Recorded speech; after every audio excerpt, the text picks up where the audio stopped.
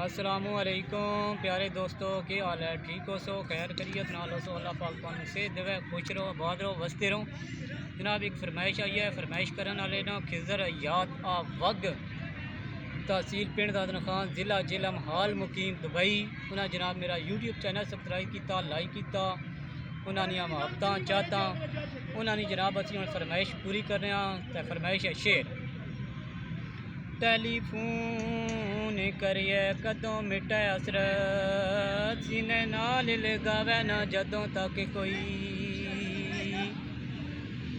दूर दूर ना रिया कोई गल बनती, आके कोल बिठावे ना जदों तक कोई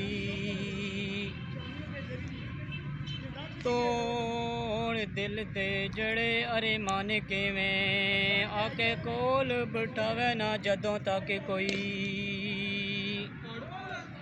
बिन बलाइए नहीं शेख जी जड़ा चंगा, ते आपे कोल बुलावें ते जदों तक कोई। ठीक है भाई खिजर याद, आई लव यू, मुहब्बत याद रखना, कोई इस कमी पेशी रह गई है तो जनाब माजरत।